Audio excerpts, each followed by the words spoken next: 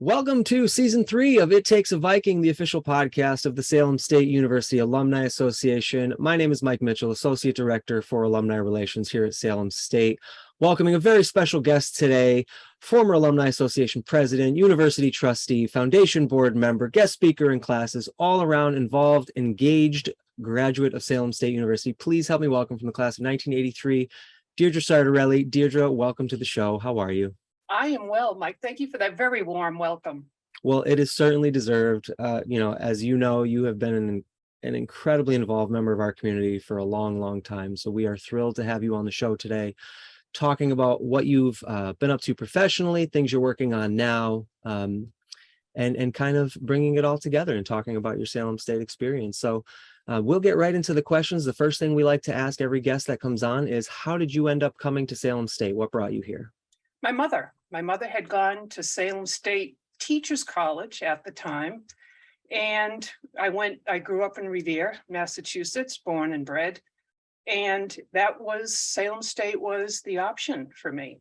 We were middle class, couldn't afford private institutions, but knew that we wanted to have a good, solid higher education. And Salem State was that experience for me and for my sister as well. And you know what, when I look back, it was absolutely the right decision. And so you mentioned your sister as well, Pam, also a former Alumni Association president as well. So the Sartorelli roots run deep here at Salem State, and we love that for sure. You were a business student at Salem State. Can you talk about kind of what life looked like for you after you graduated and kind of what you've been up to since you left? Sure. So my major I was a business major, and I minored in computer science. So let's talk about some dates. That was going back into the early 80s, Mike. So if you think about computer science, it was an emerging field at that time, and that was my minor. And my father had said, I think this computer science stuff is probably going to be meaningful. Why don't you study a little bit of it? So I did. I graduated. And when I graduated from Salem State, I actually went into retail. I had been working at a national chain and went into their executive training program, but I kind of knew that wasn't for me, the retail piece of that. And so just about this time, AT&T was a large monopoly, got divested, and a lot of emerging companies came out of that were focusing on the internet and computer science. And so I made the leap, took a job with one of those companies, and have always worked in technical fields, whether it might be engineering or customer service or sales. And then from there, just got positions of increasing responsibility, went on to get my master's and my doctorate. But it was really that foundation of the business training and computer science training at Salem State that laid that really strong foundation. Do you think there was any kind of one core memory that you might have from your time at Salem State where you were in a class, in an extracurricular experience where you said, I think this is it for me. I think this is what I want to do, and I can see myself doing this? So two answers to that. First would be the exploration of the computer science. So the languages that I studied then, like now it's Python and it's Ruby, the languages that I studied, Fortran, COBOL, really aren't very commonplace in business now. But the other piece of it for me was the Student Activity Program Council. So Program Council basically programmed all of the activities on campus. So we would have concerts, we would have speakers come. And that experience, even though I'm not doing that now, that experience of working with others, my peers, student peers, as well as working with administrators, helped, I think, kind of form my emerging philosophy about working with others and leadership. And when you graduated, with the benefit of hindsight now, is there anything that now that you wish then that might have maybe altered a direction that you've gone in, or do you feel pretty comfortable about how the choices you made and how everything turned out? That's a great question. It's the rearview mirror question. And I have to say that I think about this a lot, actually. All of the decisions that I've made have led up to where I am now, which is, very happy in life. If there were to be one thing that I would have done differently, other than maybe going to work for Microsoft right out of, right, and getting some stock. It might have been maybe exploring entrepreneurship earlier than I did, right? Because now, we hear about that, we hear about startups and we hear about new businesses and courses, majors in entrepreneurship, and that wasn't available back in the early 80s as a major. So if there would be one thing different, it would have been that. And that leads to my next question that I wanted to ask, is that I know in a recent role you were the lead, the director of a center for entrepreneurship at a local institution. And so what is it about, knowing that you've been in this space for a bit now, what is it about entrepreneurship that excites you? What makes you really enjoy doing that work? Because it's got to be I can't imagine there's the same day twice when you're working with entrepreneurs. There isn't. What I am always amazed and impressed by are people's ability to take the risk. So, when I think back to myself, I worked in large corporations, but I was almost always working in divisions of the corporations that were acting like a startup themselves. So I worked at Cisco Systems, the internet networking company, and they would be buying companies all the time, small startups, right, to buy their technology. So I got used to that, and it gave me a lens into how those people think, those people being the entrepreneurs themselves. And you have to think about this, Mike. You're an entrepreneur. Almost every day that you get up, someone's telling you no. Someone's telling you, no, I don't have the time to be on your board of advisors. No, I don't have money to invest with you. No, your idea is not great. And the grind of that, because you want to get to the yes. So the grind of hearing the no's, knowing that ultimately, if your idea is right and it's founded on a good business model, you'll get to that yes. That's what's really impressive to me, because that takes a lot of stamina. And they say that in the business world, for every 99 no's, you get one yes. And I would contend probably that in the entrepreneurship world, it's probably an even greater number. Exactly. And I was in sales at Verizon, at Cisco Systems, and of course you get a lot of no's in that. And it is hard, but ultimately for an entrepreneur's idea to work, it has to meet a customer need. I mean, that's what it takes. And so to find out whether or not your product meets the customer need, you've got to get out and you've got to talk with people. And just before that you launched this podcast, you and I were talking about that, right? Having the conversation with people, understanding what their desires are, what the problem is, and then coming back and solve that with a piece of technology. And so for me, I've always been curious about that. I also know too, as I reflect back, I like building things, solving problems, building things, making them operational, but I'm probably not your person that's going to want to be in the same job 10 years straight on. That's just not me. And I think one of the things that I admire about the work that you were doing in the entrepreneurship space is that you were able to work with several that I know, Salem State graduates who are in the entrepreneurship space, Jake Cotter and Dakota Hamill in their biotech work. I know you were working with Ed Brixey in his leadership space, and I'm sure countless other Salem State graduates as well. So even though not directly at Salem State, still having that impact on the larger Salem State community, which leads to the question that I want to ask about your involvement. It has been so vast and so long-standing.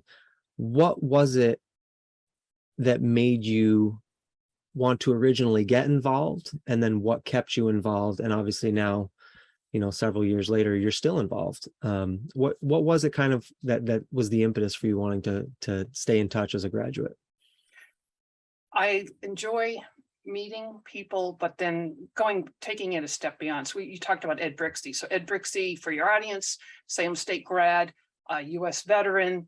I loved hearing Ed's story. And so multiply that by 100 times, right? Every time you hear a story of somebody, I always walk away having learned one thing. So if I've learned one thing by my interaction with you, that's been a beneficial interaction. And so as I think about it, and I would always have to say, I would always have considered myself to be an introvert, frankly. So sometimes I have to work a little bit to be an extrovert. But once you kind of break through, and I guess that would be one thing for your audience, is if you just have that one conversation with somebody and kind of break through what might be that uncomfortable first moment or two, you're going to learn something, right? You're going to learn something either about that person or about yourself. And you mentioned students. To this day, Mike, I count my former students. I have many of them. They're friends in my life right now, but I'm always learning. Always learning. I had a conversation with a couple of young men last week who have launched a digital media company, and they blew me away. And they made me think about my own approach to my own digital marketing. I have a podcast, and boy, I walked around that saying, I better get going on my own marketing, because the truth of the matter is no one generation has all the answers. And as soon as you realize that, it's like, all of a sudden it's like, wow. There's a lot to learn.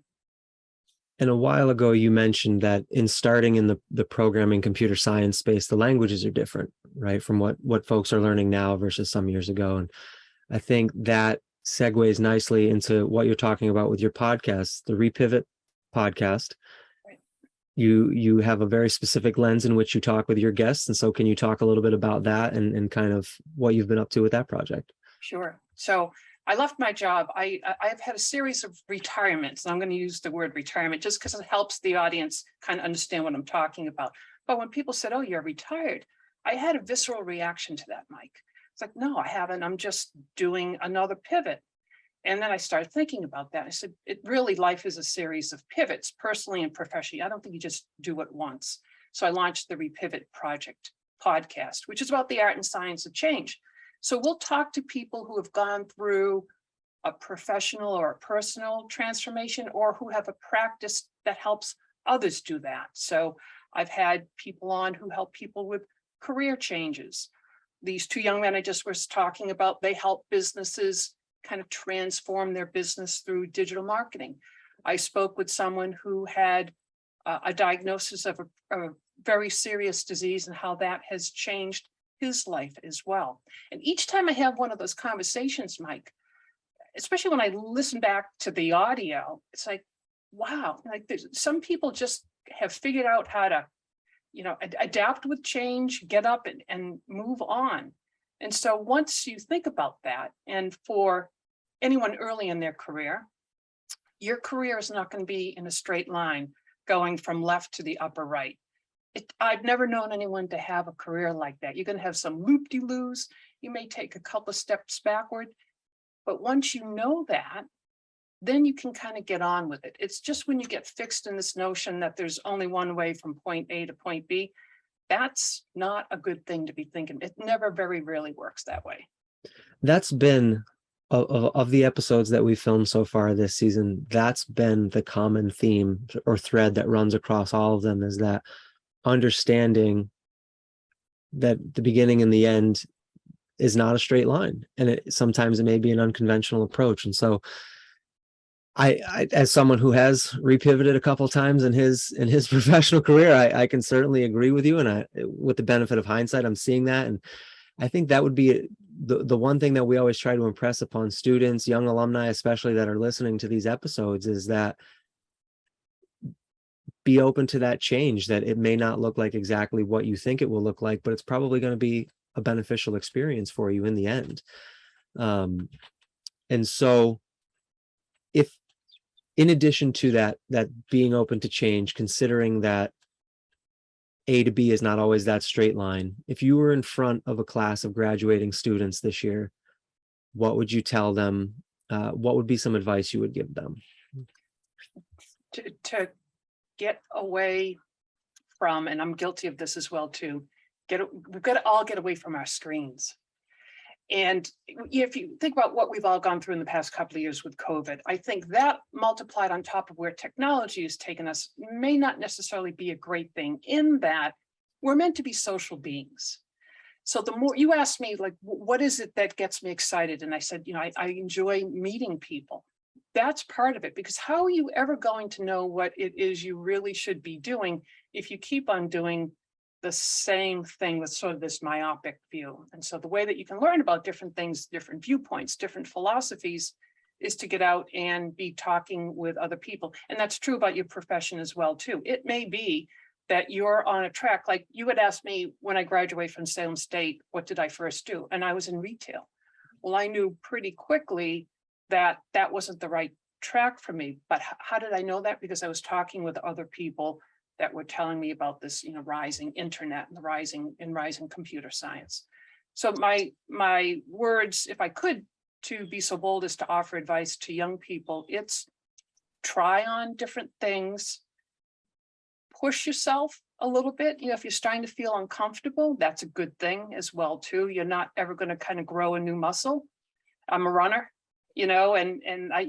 running can be really painful, but when you do that, you know that you're growing new muscles. So I would say push yourself, get uncomfortable, and just be open to knowing that change may not always come in the way that you think that it's going to come. I love that. I think that's great. And so before we let you go, the kind of signature question I always like to ask to end, you're someone who's been involved in the Salem State community for a long time. What does it mean to be a Salem State Viking to you and a member of this community? Lifelong friendships. I can count lifelong friendships, lifelong affiliation, the institution transforming. We talk about change, right? The institution has changed. It's been able to meet the needs of its students. And the friendships that I've made, when I think back, I can't even begin to imagine how long it's been, but it's been a long time. And it's like in the DNA, right? Going to Salem State University, I think, gets in your DNA if you'll allow it to. Well, I think that's probably the best way to answer that I've heard, in terms of just being open, letting it get into your DNA. I think that's great. That's perfect. Deirdre, such a treat to talk with you today. Always enjoy spending time with you. Want to thank you for joining us on the episode today. That was Deirdre Sartorelli, host of the Repivot Project podcast. Where can we find your podcast if folks want to listen? On almost any platform, just put Repivot, REPIVOT project, and you'll find it on Spotify, Amazon, Apple. And as the episode airs on our social media channels, we'll link out to it in a few places there as well, so people can click right to it if they want to take a listen. Deirdre, thank you again for joining us. Such great insights that you bring to the conversation. Really appreciate your time. That was It Takes a Viking with Deirdre Sartorelli from the class of 1983 here at Salem State.